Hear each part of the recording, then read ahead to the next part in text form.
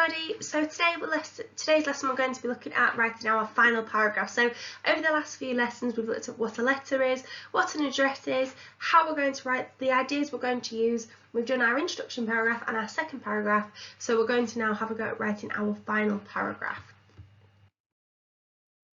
So looking at the Waggle, I'd like you to have a look. Maybe whilst I'm reading it, you can see if you can pull out any features that you can hear, any types of words you can hear, specific endings, specific starters. See if you can pull them out whilst I'm reading it for you, and then you could have a read it after and see if you can find those as well. I will also explain some of the words that we come across that might be quite high level that you might not have necessarily heard before.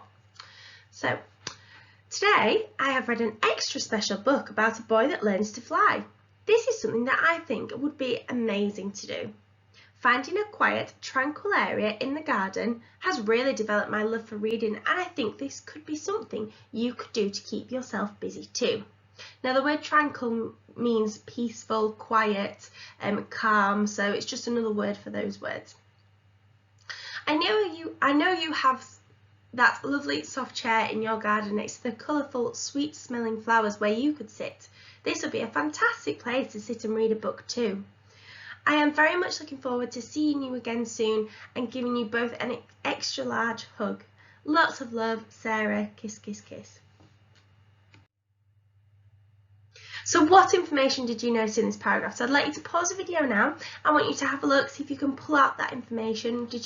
What was I telling what was Sarah telling her grandparents about? What words did you use? What features did I include as well? Maybe look at the checklist as well. See if you can pull it out, and then we'll see if you've got the same as what I found. So I have found that there is a recommendation, so I am telling a suggestion of what my grandparents could do, or what Sarah's grandparents could do.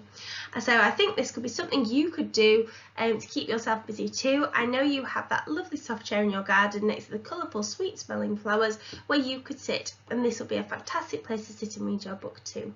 I've also got some exciting, adventurous adjectives there. I've got sweet smelling, colourful, lovely, soft, got some adjectives in there.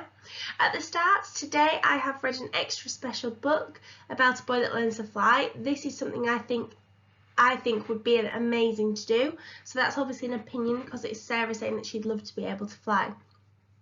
Then she said also her opinion as well and how she feels. So she said that reading in the garden and finding a quiet place has really developed her love for reading. We've then got a lasting thought, so I am very much looking forward to seeing you again and giving you an extra large hug. So a lasting thought will give your readers something that they can also, they'll take that away as the last thing that you've said. So then they also know that they probably have the same feelings as well. And then finally we've got an informal ending, so instead of ending it as yours sincerely or kind regards, because it's somebody that's personal to you, somebody that's you know really well, you can write lots of love or love from, and obviously with some kisses on the end if it is somebody that is really close to you. Okay, so now I'd like you to think about something that you have completed over the last few weeks that you've really enjoyed doing. It could be something that you think that the person you're writing to, your grandparents or your cousins or your friends, it could be something that you've really enjoyed and that they would also enjoy to do it too. So have a think of these questions. And what I'd like you to do is using a spider diagram to tell me the things that you have done that others could also enjoy doing. So for example, you could write fun things to do in your spider diagram. You could then write off some different ideas. It could be reading, painting, colouring, it could be completing some gardening, going for a walk. So whatever, I would give quite a few examples because then you can pick, you could do more than one if you want when you go into doing your writing, to write down things that others might enjoy doing that you have also enjoyed to do. Okay, so we're going to see as well, have a look at our generalising words, because you could also, when you start writing, include some of these. So the examples are all there. You could also use some modal verbs, so these would be really good to use here when you're giving a suggestion or a recommendation. So for example, you could say that you've loved going for a walk in nature, and you could say that if you're writing it to your grandparents, you would definitely like this too. You would definitely love to go for a walk. You could go for a walk too around your local area. So some modal verbs will be really great to put into this paragraph here. Now looking at the Waggle, it's now your turn to go and have a go at doing your last paragraph. So making sure that you've got something where you're telling your grandparents or whoever you're writing to something that you have done that you've really enjoyed, or it could be that you found amazing.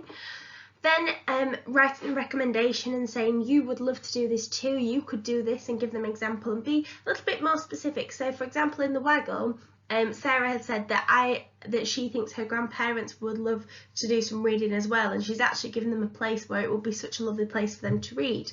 So it's a little bit more specific. So once you've said what you've done and told your grandparents or whoever you're writing to something that they could do also to keep them busy, then you can write your final, your lasting statement. So it could be something like, I'm very much looking forward to seeing you again soon.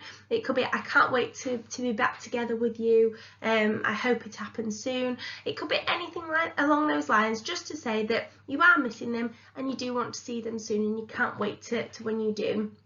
And then finally, finishing off your letter with something like lots of love, Sarah, kiss, kiss, kiss, or you can love from, or however you want to finish it. It's completely up to you. But obviously you've got my Waggle there to help to use it as well. Once you have finished and you've gone through it, then you could go back over it and up level it and think about adjectives, adverbs, different synonyms you could use, generalising words, modal verbs, see if you can get all of that into your writing, and then I'd love to see your paragraphs on Seesaw to see what you would recommend, because I might also want to do it as well, so I can't wait to see your work on Seesaw.